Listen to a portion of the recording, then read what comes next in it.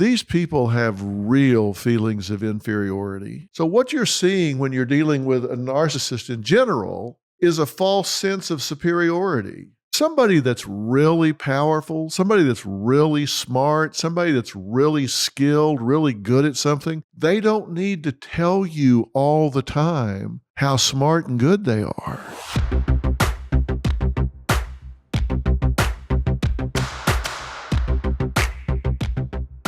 Well, hello. You have found your way back to Fill in the Blanks. This obviously is Dr. Phil filling in the blanks. Last episode, we started a series talking about toxic personalities that you encounter in your life, and I introduced you to the narcissistic personality disorder, particularly, and narcissism in general. Now, let me tell you what I'm going to do today. And as I said, I want this to be a conversation, and I'm going to invite you to do two things. If you haven't subscribed to Fill in the Blanks, do so now. You can hit the subscribe button, and it will give you alerts whenever we drop an episode so you don't miss anything. I really want this to be more of a conversation, like you and I were sitting around talking about this, and I'm going to ask you to submit any questions because for the next episode, I'm going to specifically answer your questions or respond to your comments. Now, I'm going to be talking about different personality disorders, and I've started out by talking about the narcissistic personality disorder. I'm going to do a deep dive this time on a subset or a certain type of narcissism, the covert narcissist. And I'm going to do a bit of a review of what we talked about last time, just real quickly to bring this back current in your head. Now, first off, let me say there's a difference between being a narcissist and having a narcissistic personality disorder. A narcissistic personality disorder is a specific diagnosis that you find in the DSM-5, and that means that you have to fit into certain criteria. It says you have to have it for so long, you have to check certain boxes, etc. A lot of people might not meet all the criteria for that diagnosis, but that doesn't mean that they aren't narcissists. I think all human behavior is on a continuum, and then subsets of human behavior are on a continuum. Narcissism is on a continuum. It ranges from maybe being a little narcissistic to being woefully narcissistic. It's not like being a little bit pregnant. It's not like you either are or you aren't. So what I'm talking about today is narcissism, not necessarily the diagnosis of narcissistic personality disorder. And you don't care. If you're dealing with a narcissist in your life, you don't care whether they check all the boxes for the diagnosis or not. You care how they impact your life. When you think of narcissism or narcissistic personality disorder, you think about the classic definition of a narcissist. And that's what we talked most about last time. And what are they? Well, narcissists are very grandiose. They have to be the center of attention. They have an exaggerated need for admiration, right? They just need everybody to think that they're special. They're very superficial. They're exploitive in relationships. Now, why do I say that? And I want to just read a list off to you. I want to talk about it so it means something to you. When I say these people are grandiose, they just think they are something special. Better than you, above you. They come across that way. And they have this insatiable need for admiration. They've got to be the center of attention. Everybody has to think they're special. They need for you to admire them and hold them up on a pedestal.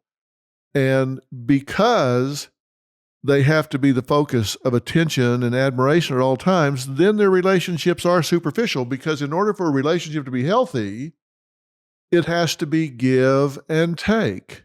One way to control a relationship is to be constantly the giver, constantly the power figure.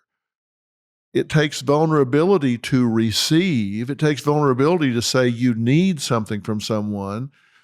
And a narcissist doesn't need anything from anybody because they're godlike. They are a power figure. So they have this superficial, exploitive string of relationships where they never get really close to anybody. And one thing they do not have is empathy. Now, that means they don't have the ability to stand in your shoes and experience what you might be experiencing, which is okay for them because they don't care about what your experiences are because that's not about them. And they're only interested in those things that are all about them. They have what we call an identity disturbance. These people are not really sure who they are. They're always playing a role. They're always thumping their chest. They're always pretending to be something they're not. And so they have a difficult time forming attachments and forming bonds. And as a result, there's a chronic emptiness with these people. They're never fulfilled and they're easily bored because nothing ever really fulfills them. They're very vulnerable to life transitions. When things change and they have to adapt, they don't do very well at that. And I'm going to give you some reasons why. Look, generally speaking, these people have real feelings of inferiority.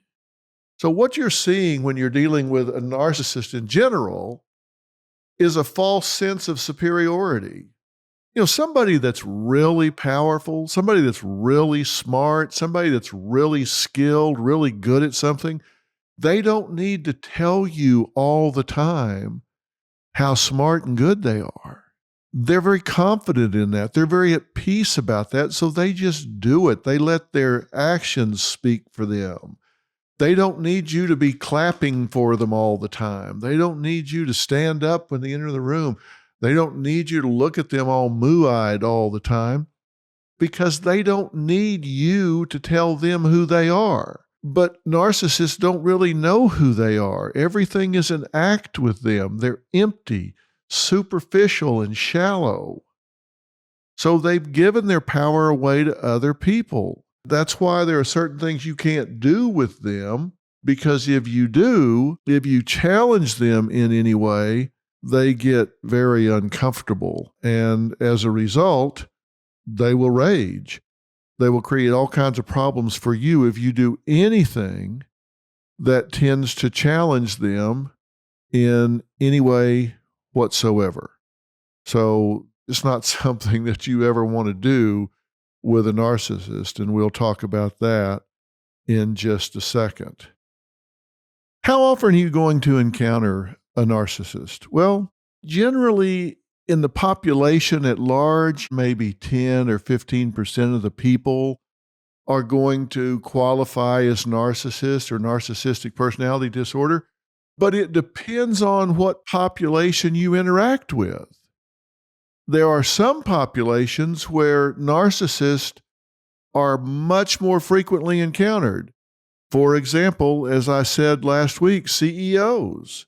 You find narcissists much more frequent among bosses than you do among the general population. You find narcissists a lot more frequent in the entertainment industry, in television, in leadership positions. There, you sometimes see the frequency as high as 50%, like 3 times as high as the general population. Now, why is that? Well, the fact of the matter is we tend to reward a lot of things that narcissists do. They're bold and they're brash and they're charming and they're charismatic. It's superficial, but in the moment, it sometimes gets rewarded versus the shrinking violet. So we reward bad behavior sometimes in industry and the entertainment industry. So you find these people frequent leadership positions, front of the room positions, more than they do other occupations. And I mean, think about it. A narcissist wants to be the center of the attention all the time. So let's say you put them on television, give them their own show. Now, that doesn't mean everybody with their own show is a narcissist. So I hear you laughing as I'm saying that. But as I said, it's on a continuum. I probably have some of the characteristics and qualities that would be defined as narcissistic, but hopefully there are a lot of other things about my personality that would disqualify me, such as actually having empathy and caring about other people. I can clearly form attachments, and then I've been married for 45 years. So you can't just look at any one thing. But the fact is, we do tend to reward those behaviors. And sometimes those that are the most outspoken and gravitate towards the front of the room get rewarded for it. Sometimes they should, sometimes they shouldn't. Just because you yell and scream for attention doesn't mean you're worthy of it. I'll just put it that way. But who are these people? And why are narcissists? Well, there's a lot that's not known about that, but we do know that narcissists as a group have been through a lot of trauma as children, oftentimes, not all of them, but some of them. They come from extreme parenting. Either they were neglected as children, so they feel like they have to fight for attention, or maybe they had too much attention as children. They were spoiled. Their parents made them think that they were special, that they were entitled, that they should be the center of attention all the time. And so that transferred into adulthood. So the extremes of parenting, both extremes, extreme neglect or extreme attention, entitlement, and spoiling, can make someone react in adulthood the way a narcissist behaves. They are insecure. And so what I talked about last week is you need to set up boundaries, you need to protect yourself, and don't bother to try to fix these people because it's way above your pay grade. And they're often way above my pay grade, just to be honest with you. Now, there's more than one type. There's the classic narcissist we've been talking about. There are malignant narcissists. These are people that weaponize everything I just talked about. They use it to hurt other people on purpose. Think Jim Jones, Hitler, Chris Watts more recently, who annihilated his whole family, in my opinion, was a malignant narcissist. There are communal narcissists. These are people that they seem to do good things in the community, but they never saw a camera they didn't love. There's an old saying that too much time in the spotlight fades the suit. These communal narcissists, they want to help the children, the animals, the forests, the trees, everything, but they want to do it in front of a camera. And they won't tell everybody they did it. They just want all the attention that comes from it. It's not altruistic. It's look at me, what a do-gooder I am. And they push that in people's face. And then there's the covert narcissist, and that's what we're talking about today. The covert narcissist, or sometimes what's called the vulnerable narcissist. Now, there are some subsets that people talk about a lot. Basically, I think there are 4 types of narcissism: the classic, malignant, communal, and covert. But people also talk about the hypervigilant, the overt, the sexual, the oblivious. There are different categories that are put on them, but I tend to stick with the big 4. The classic, the malignant, the covert, and the communal.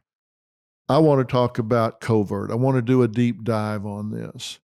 Now, the covert narcissist, these folks are much more subtle than the classic narcissist. They're not as brash. They're not as loud. They're not as overt about what they want. But make no mistake, just like the classic narcissist, the covert narcissist wants the same things, and they have the same traits and characteristics. They do have grandiose thoughts. They do have a need for admiration. They are superficial. They do lack empathy. They have trouble forming attachments and bonds with other people. They have all the same traits and characteristics. They just express them more subtly. So you have to be real careful to set up boundaries and protect yourself from these people, even though they're not quite as obvious. Just like the classic narcissists, they use the vicious tools of gaslighting. It's a hard thing to argue with a narcissist because they're going to gaslight you. You can talk to them and you're going to wind up thinking you're the one that's wrong because they're going to tell you, hey, it's not me, you're crazy. It's not me, it's you. I'm not mad. I'm just passionate. It's you being too sensitive. You're just insecure. You need help. I was just joking. Don't be so sensitive. That's just what you heard. That's not what I meant. By the time you get through getting gaslit by a narcissist, you're going to be doubting your own damn name. You don't want to argue with a narcissist because they are relentless and they will stay with it forever and a day before they ever cave in, and it's just not worth it. So setting boundaries with a narcissist in your life is very, very important. And I'm going to talk about 5 things you need to do to protect yourself in a little while. But let's do a deep dive on the covert narcissist. Covert narcissists have all the traits, characteristics, and symptoms, but they express them or display them in subtle ways. Now, this has really been talked about and discovered pretty much in the current century, since the turn of the century. And there have been some experts that have really talked about this and done a lot of raising of awareness about this. Researchers like Campbell and Pincus, some of these researchers have done a great job saying not all narcissists are the same. They don't all express it the same, and they've recognized this covert narcissism, and I think they've done a great service by identifying these people. Whereas the classic narcissist comes across as bold and brash and loud, and they're just out there beating the drum, these people tend to be more depressed. They come across as victimized. They're sullen and sad. I like to call them backdoor narcissists in my own mind.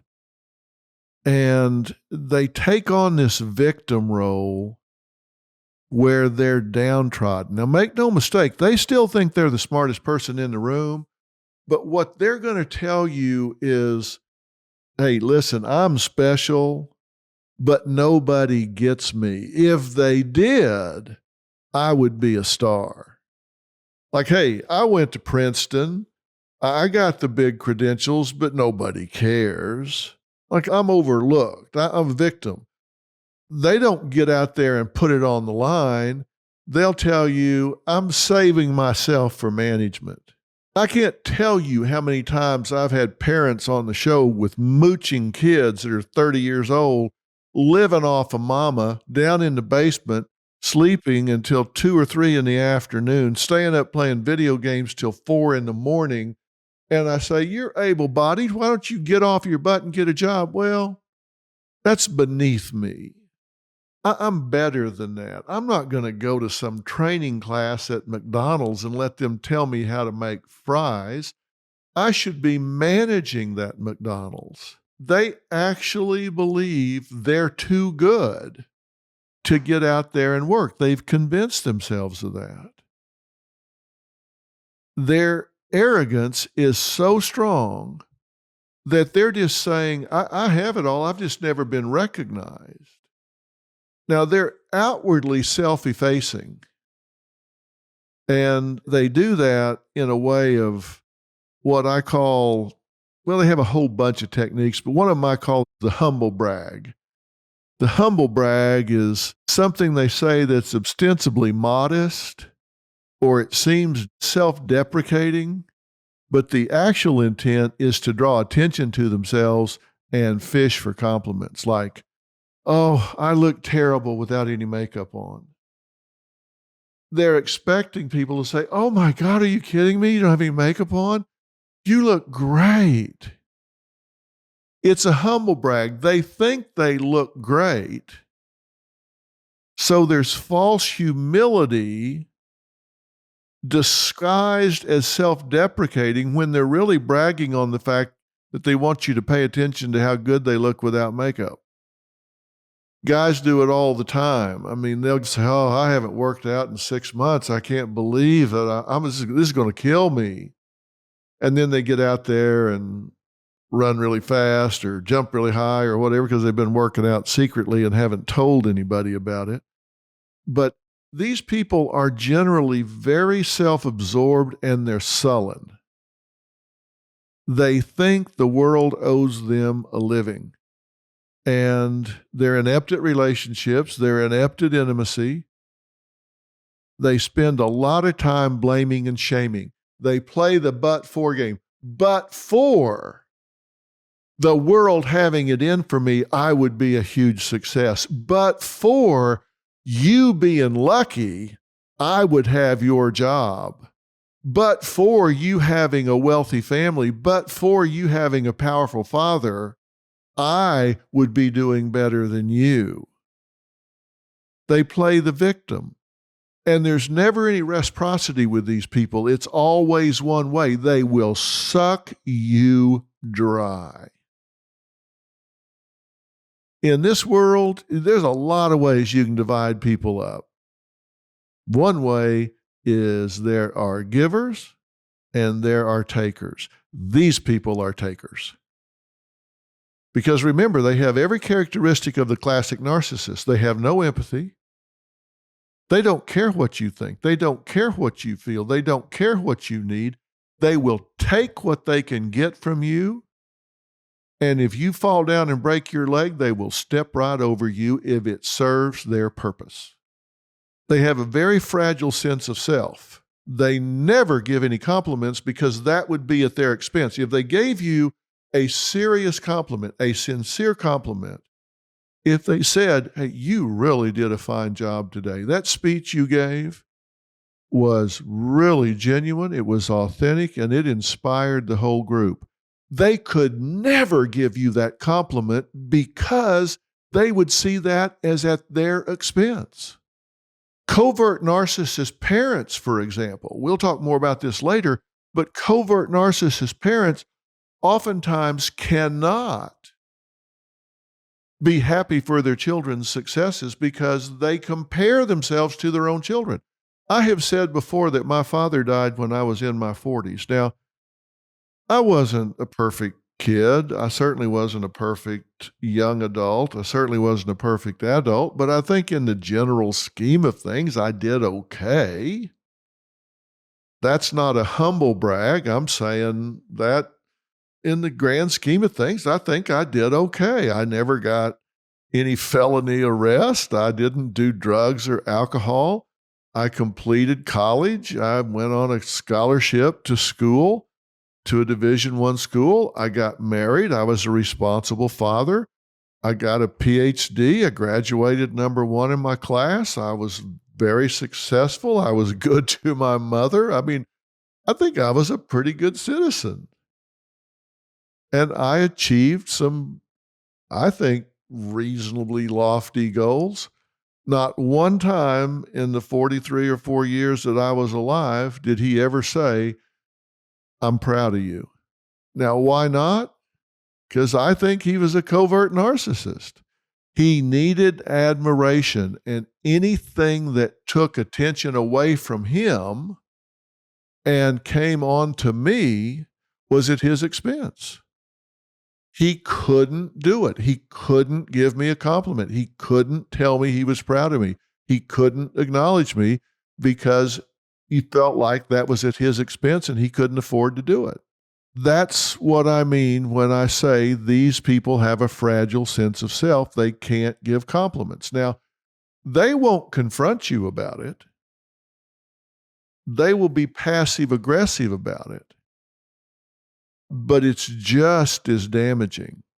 See, an aggressive person will tell you, hey, I think you're an idiot.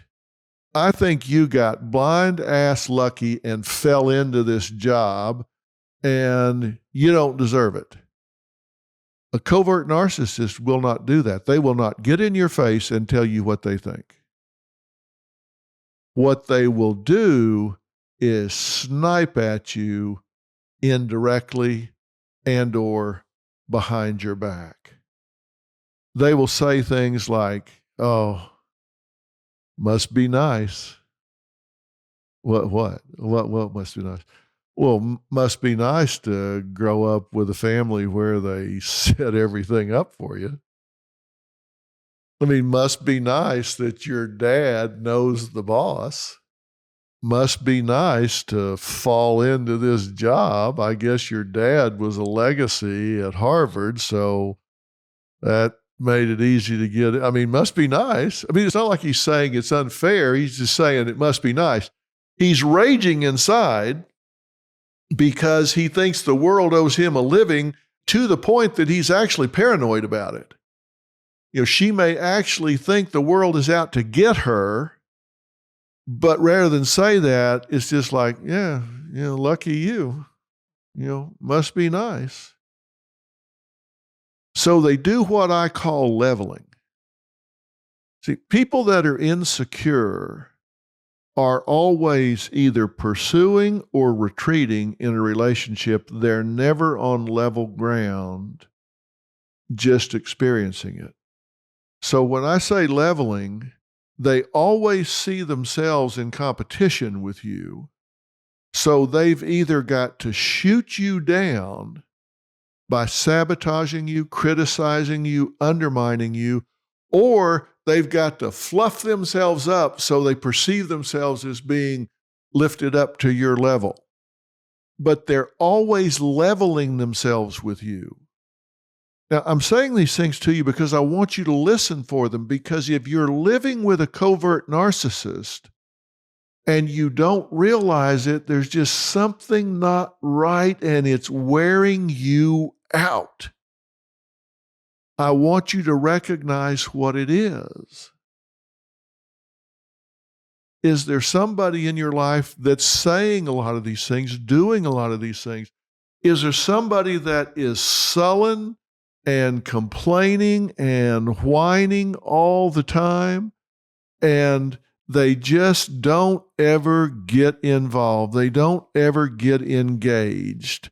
They just always sit back and criticize others. They think they have unseen gifts. They think they are the smartest person in the room, but yet they won't take a risk. And they mock the people who do.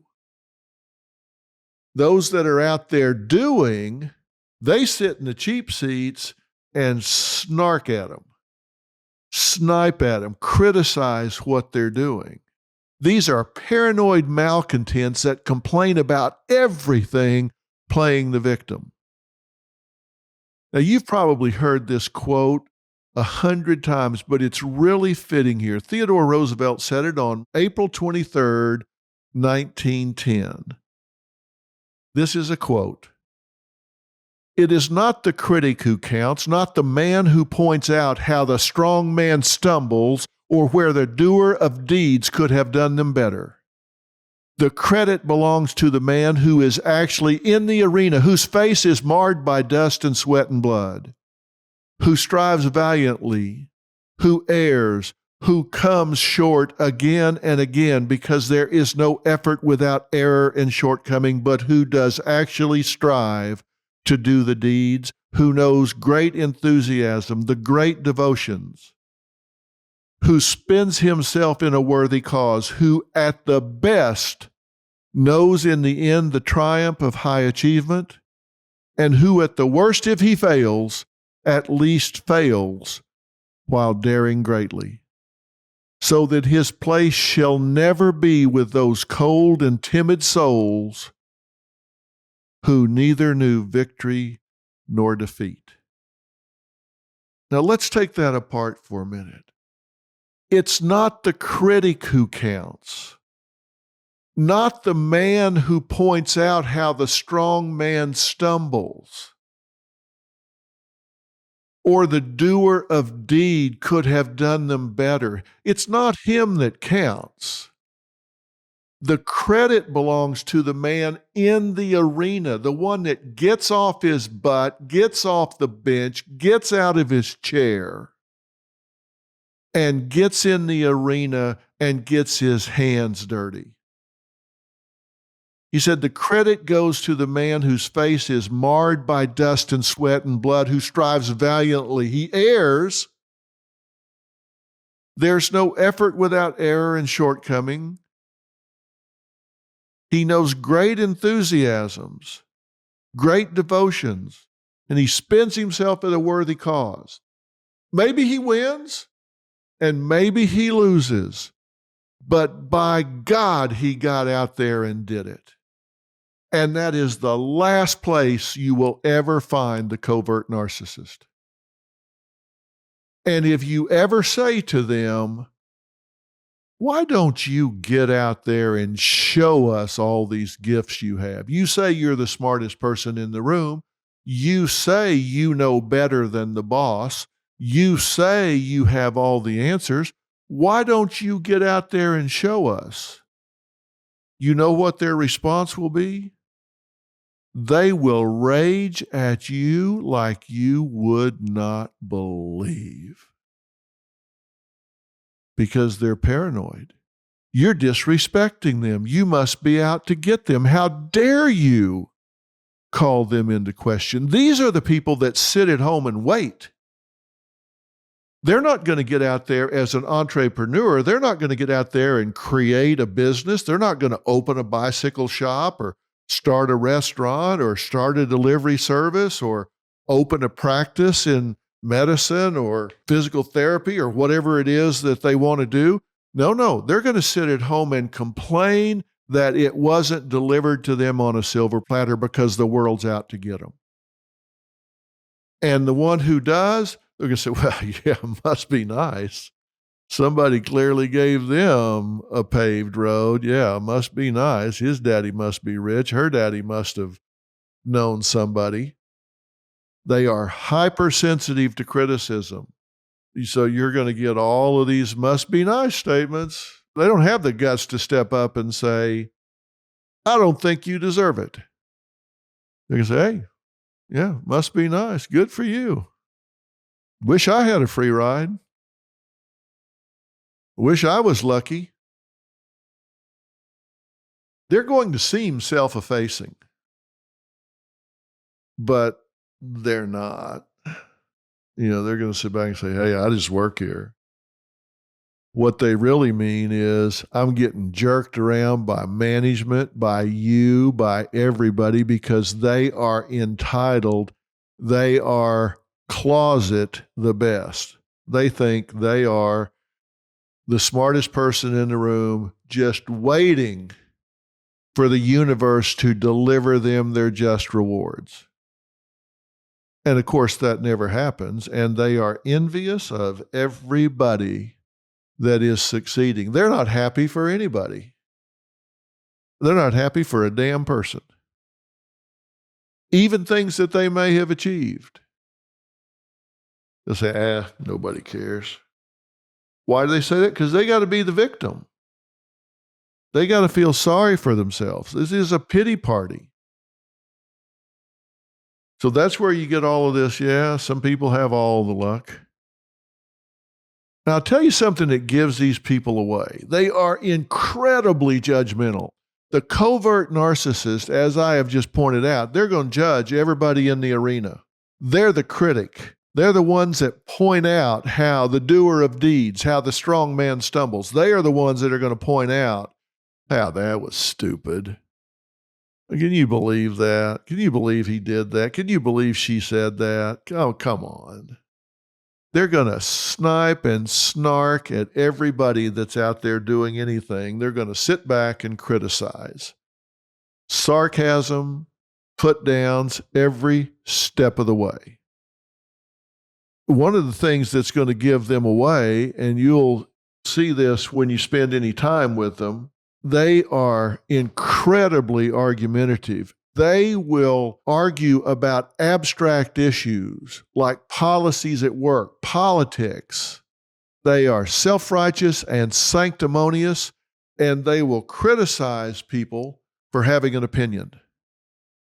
They will say, can you believe that guy would say that about this? Can you believe that? They'll even say to you, how could you say that? How could you say that about these people? That is so mean. That is so vicious. Completely ignoring the fact that they're tearing you a new ass. I mean, they do the very thing they're criticizing you for, but they want to ignore that. They are entitled. They think they are owed more, and they have this toxic energy that they bring into everything. When toxic people stop backstabbing you and sabotaging you and talking about you, it's like the trash took itself out. It's like all of a sudden the hush falls over your life. There's nobody stabbing you in the back.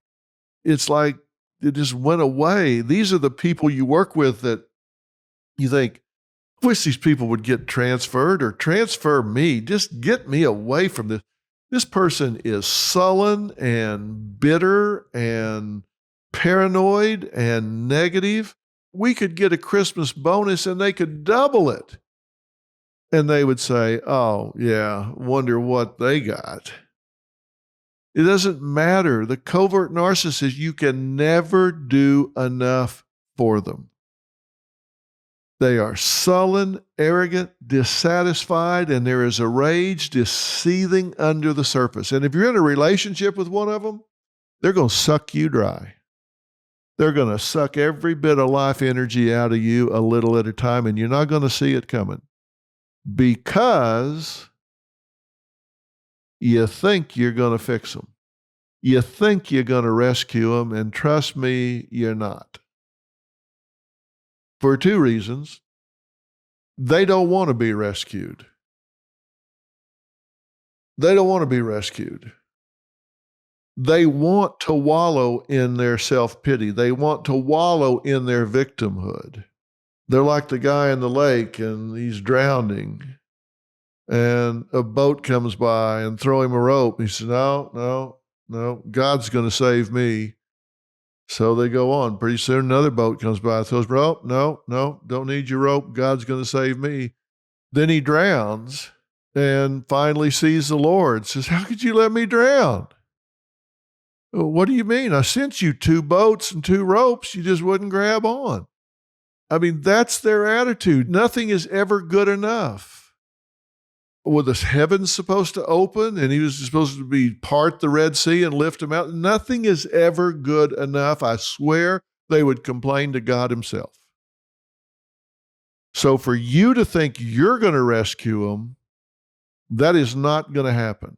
These people are asocial. They don't want to be around anybody else. And I'm going to tell you why. Other people take the attention away from them. They don't want to go to your family's house for Thanksgiving. They don't want to go to their house for Thanksgiving because they might not be the center of attention. And if you say, well, okay, go for me. I miss my sisters. I miss my brother. I miss my parents. So go for me. If God forbid they go, they're going to sit there and make smart aleck remarks and put downs and make everybody miserable the whole time. Pray to God they don't go, because you're going to be sorry if they do. And when you say you want to go, you want to see your family, they're going to gaslight you.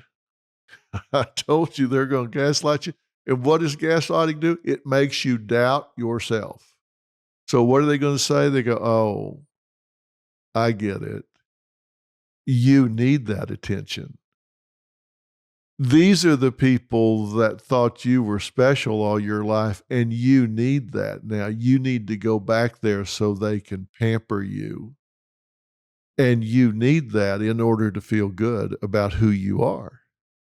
So you need to go to Thanksgiving so everybody can make over you. And hey, listen, if you need that, I'll go. I mean, I love you. I would think I would be enough for you, but if not, hey, listen, I load up. Hell, let's go. That's the gaslighting. They're making you feel like there's something wrong with you for wanting to have a healthy attachment to your family or people in your life who you're connected with. When we first started talking about covert narcissists versus the brash and bold narcissists, you thought, well, maybe these are kind of baby narcissists.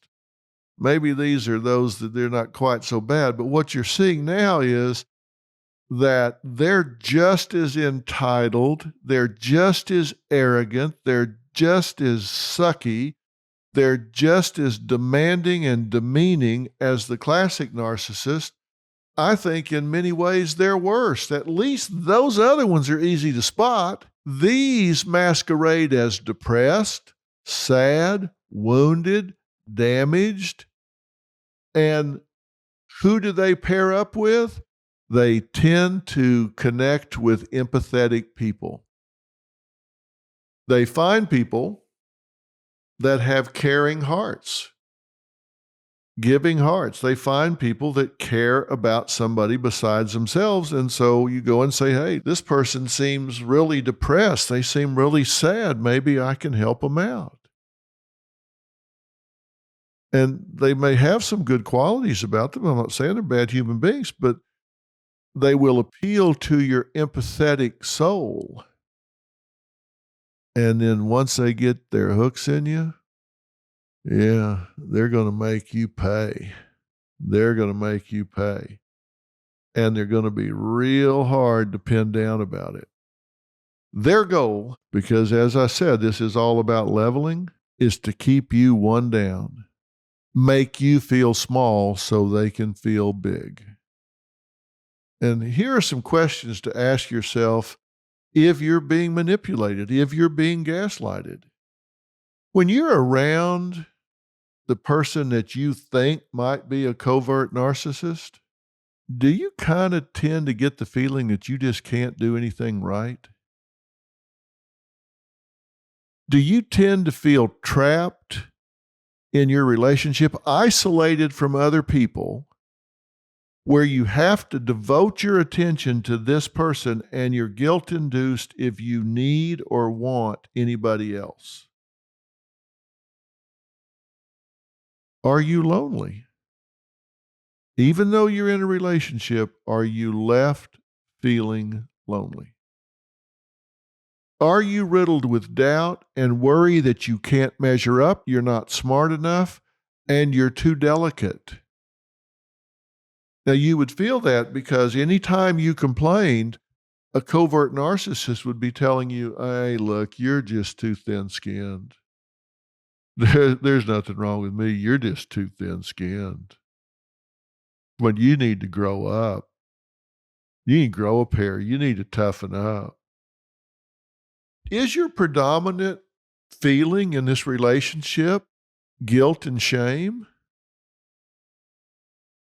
Do you spend an inordinate amount of time listening to this person tell you how great yet undiscovered they are? They don't get up on a soapbox and beat their chest. They tell you how great but undiscovered they are. If they only knew, I could fix this whole thing. I've got the answers. They just don't care. They don't want me to fix this. Do they lie to you and then tell you they didn't? Do they demand rather than command respect? Now, this is a big distinction. There are those who demand respect because you just owe it to them, versus earn it. So they command it with their integrity, with their conduct, with their behavior. Big difference between someone who commands respect versus someone who demands it. Anybody can demand it. Not everybody can command it. And I guess the acid test is this final question. Do you feel worse about yourself when you're around this person than you did before you were around them? Because if you have a healthy relationship with someone that you love and they love you, you should feel better about yourself having been around them than you did before you were around them. And that's a matter of degree, but to a great extent, those that have a real health engendering personality, you interact with them and feel better about who you are after you do it. Oprah's that way. Oprah has what I call a health engendering personality. You just talk to her for 10 minutes, you feel better about you than you did before you talked to her. Now, you also feel better about her. You can't help it because she is a diamond. But you're going to feel better about you after talking to her. These people are selfish. They don't want to talk about you. They don't want to make you feel better. They do not have any regard for your time. They will stand you up. They will be late. They will never make a commitment. They will leave you hanging. And they will never, ever, never do anything for you to which there are not strings attached. There's never a gift. There is never a favor. It is always an obligation. Certain people that are covert narcissists, the last thing in the world you ever want from them is a gift. Because, oh my God, are you going to pay for that? It's like, oh, please don't give me that. No, thank you. No, thank you. Don't want it. Don't need it. Can't use it. Because I'm going to pay for it the rest of my life. You buy me a new car? No, thank you. I'd rather walk. You don't want it because the price is too high.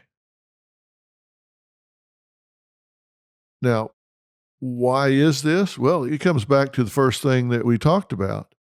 These people have superficial relationships. They don't care about you one whit. Everything is about them. They are takers. They approach everything by saying, what is in this for me? And trust me, if they give you something, it's leverage. It is not a gift. There are strings tied to it. There are steel cables tied to it. It is just bait. They're trying to hook you so they own you. Let's do a quick summary.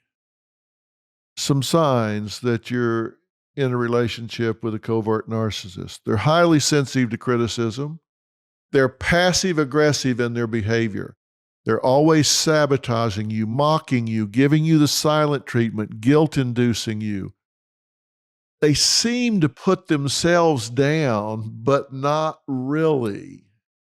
It's like, well, I don't have all the answers here, but they wouldn't listen anyway.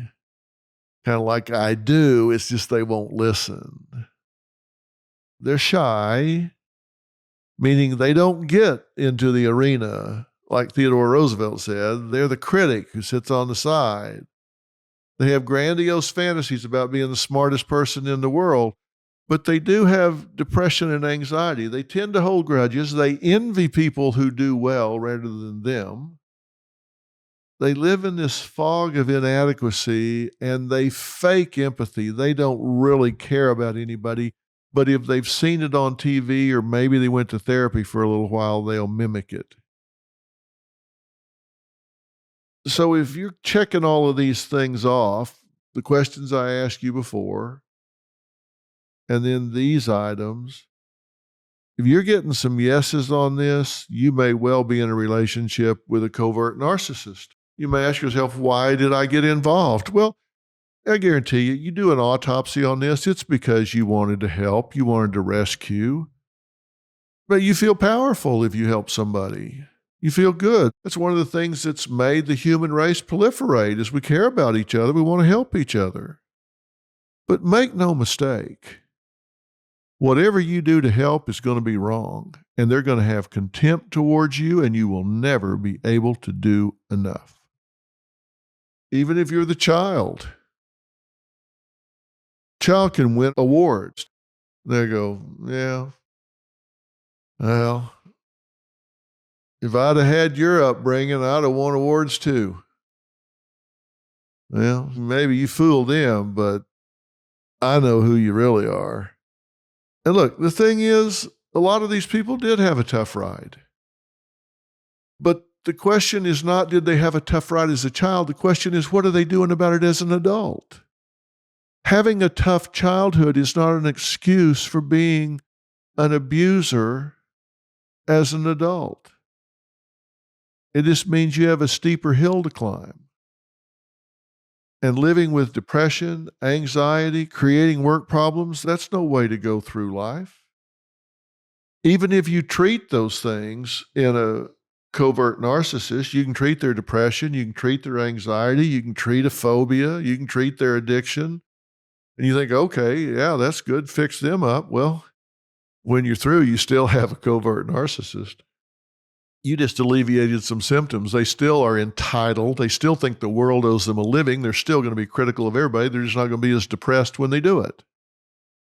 So how do you protect yourself from these people? Well, you can't take it personal. And you say, well, that's easy for you to say, Dr. Phil. You're not living with one. Well, I did.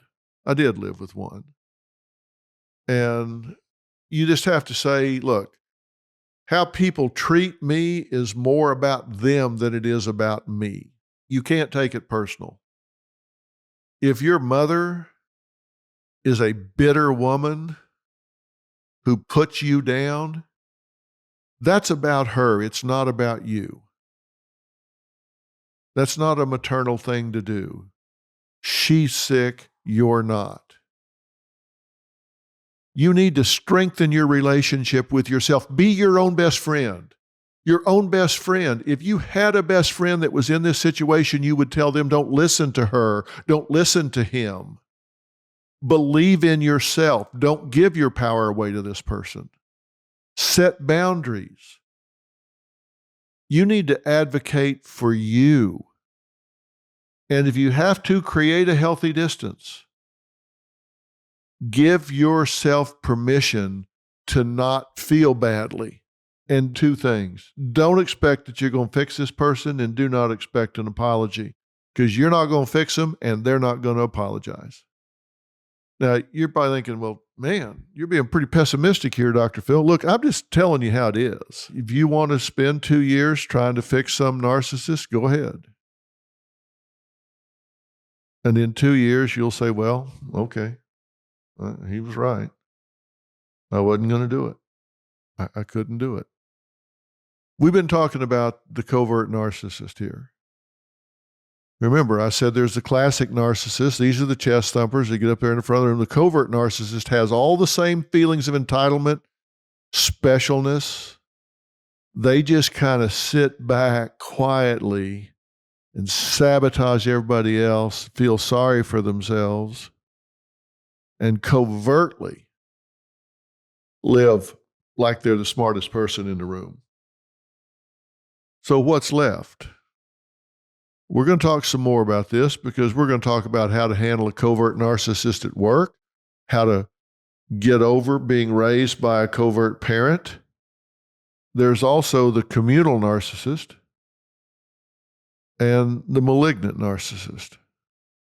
We're going to talk about some of those things as well.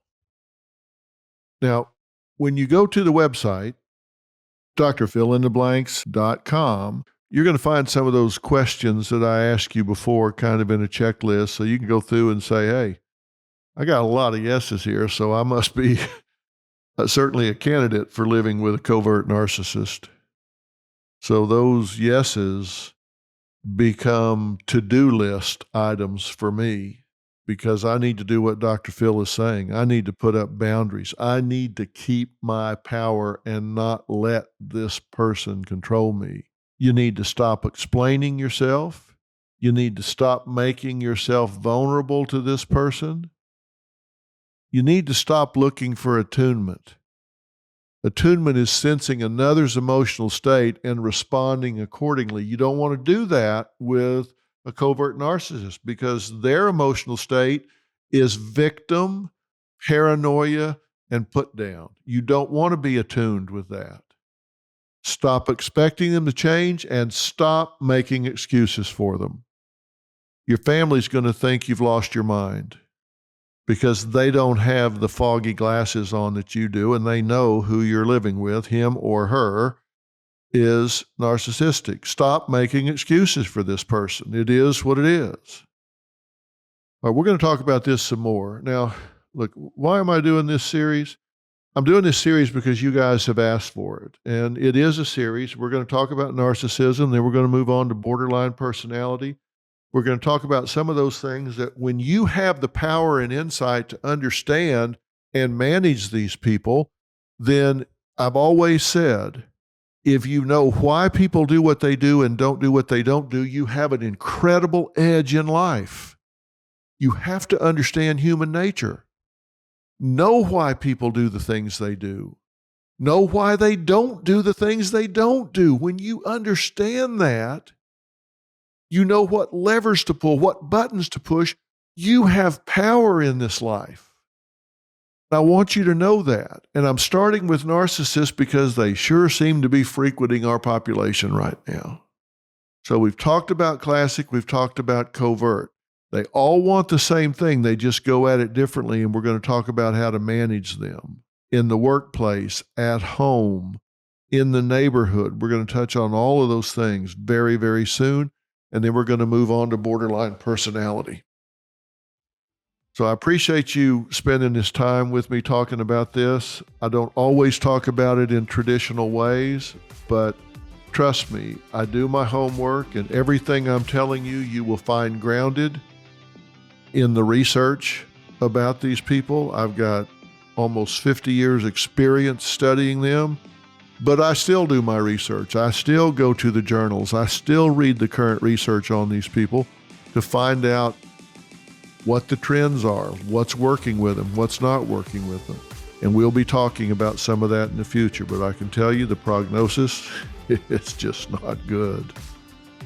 They don't tend to respond to therapy very well, which means the focus needs to be on you and protecting you.